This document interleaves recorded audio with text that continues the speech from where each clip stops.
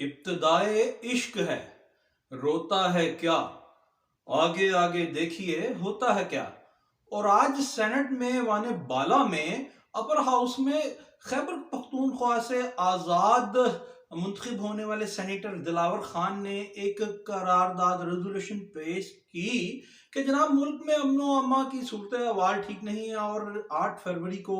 Election general election होने वाले मुलतवी किए जाएं। और वो कसरत राय दही से वो करारदाद मंजूर हो गई। और जो कसरत राय दही है वो क्या है जी, वो 14 अरकान उस वक्त वहां पे ऐवान बाला में मौजूद थे। और जनाब उनमें से सिर्फ अपोज किया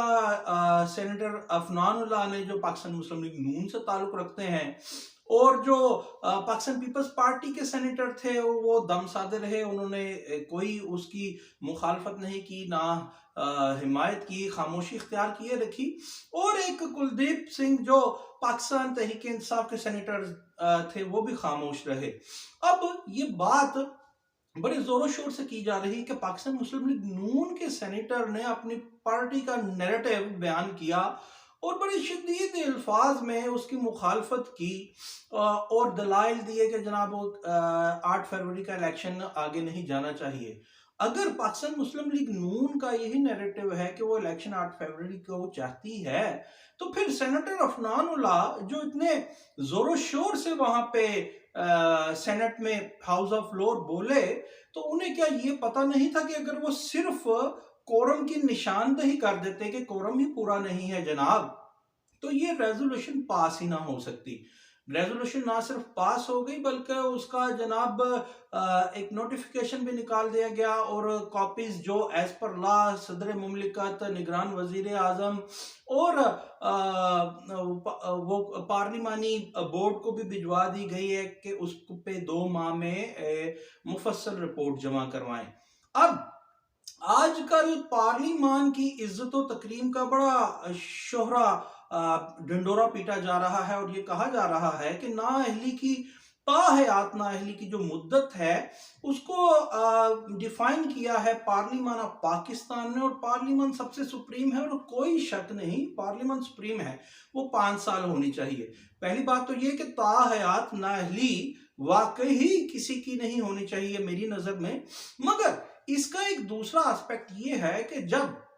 बड़े बड़े ऐवानों में ताकत के ऐवानों में ये कहा जा रहा है कि पार्लिमान ने जनाब जब डिफाइन कर दिया, जब वो कानून बना दिया जनाब के 5 साल दाखिली होनी चाहिए, तो पार्लिमान सबसे इज्जत व तकरीम और मुकद्दस अदारा है वाकई। तो आज क्या पार्लिमान के अपर हाउस में ये जो करारदाद पेश की गई है वो जो मुतसादिम हो रही है चीफ जस्टिस ऑफ पाकिस्तान के ऑर्डर से कि पत्थर पर लकीर है, 8 फरवरी 2024 को जनरल इलेक्शन कंडक्ट होंगे, तो फिर ये जो सुप्रीम कोर्ट ऑफ पाकिस्तान है और जो पार्लियामेंट ऑफ पाकिस्तान है ये आमने सामने आ गए हैं। तो अब क्या कहा जाएगा, अब भी क्या पार्लियामेंट की तौकीर को मुकद्दम रखा जाएगा। असल में बात यह है कोई भी कानून बनता है पूरी दुनिया में, जो भी कानून बनता है उसकी जो इंटरप्रिटेशन की जाती है और जो उसको उसका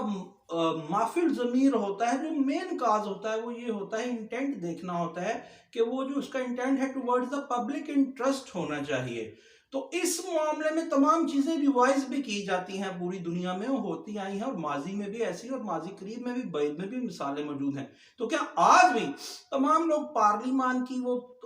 तौकीर और तकद्दुस को मलहूज़ खातिर रखेंगे? मगर नहीं रख रहे। सब यही कह रहे हैं, तमाम political stake holders, peoples party भी यही कह रही है, सुप्रीम कोर्ट बार एसोसिएशन भी यही कह रही है, तहरीक इंसाफ भी कह रही है कि इस रेजोल्यूशन की कोई वक़्त नहीं, कोई औकात नहीं, कोरम पूरा नहीं था। तो भाई कोरम पूरा नहीं था तो ये भी तो एक लिखा पढ़ा लिखा बंदा असूल है कि कोरम की निशानदही किसी ने करनी थी और पाकिस्तान मुस्लिम लीग नून के सेनेटर अफनानुल्लाह ने क्यों नहीं की, ये एक बहुत बड़ा सवालिया निशान है कि उन्होंने जहां इसकी मुखालफत की। अब बात यह है कि हम तो देखते आए हैं कि माजी में भी माजी करीब में भी justice chief justice Iftikhar Muhammad Chaudhry हों तो उनका एक पाकिस्तान पीपल्स पार्टी के साथ आमना सामना होता रहा। फिर जनाब साकिब निसार का पाकिस्तान मुस्लिम लीग नून से होता रहा, जनाब उमर अत्याब बंदियाल साहब का पहले पाकिस्तान तहरीक इंसाफ के लिए वो नापसंदीदा थे, उसके बाद पाकिस्तान मुस्लिम लीग नून के लिए भी वो बन गए। अब जस्टिस काजी फाइज ईसा साहब हैं। अब ये जो supreme court of Pakistan, question of law ये है कि सुप्रीम कोर्ट ऑफ पाकिस्तान ने जब ये कह दिया चीफ जस्टिस ऑफ पाकिस्तान ने कि पब्लिक इंटरेस्ट में 8 फरवरी को इलेक्शन होंगे और इसमें रखना अंदाजी न की जाए, तो अब ये जो करारदाद रेजोल्यूशन पास होगी, भले जिस तरह भी हुई है, और जब तक कॉल नहीं किया जाएगा सेनेट का इजलास जो गैर मुअय्यना मुद्दत तक प्रेसिडेंट ऑफ पाकिस्तान ने कर दिया है, तो किस तरीके से आप इसको ओवर रूल कर सकते हैं? भले ही कानून नहीं बना, लेकिन एक रेजोल्यूशन है, रेजोल्यूशन भी उसी पार्लिमान की बल्कि अपर हाउस की तरफ से है, जिसकी इज्जत तकरीम और मुकद्दस होने का हम ये पिछले दिनों में सुनते आए हैं। तो ये इतनी आम बात नहीं, ये कानूनी और आईनी कॉन्स्टिट्यूशन ऑफ कॉन्स्टिट्यूशनल एक क्वेश्चन रेज हो गया है कि अब इस पे क्या होगा, कि चीफ जस्टिस साहब के ऑर्डर का क्या बनेगा और पार्लियामान की इज्जत और तकरीम का क्या बनेगा। बात यही है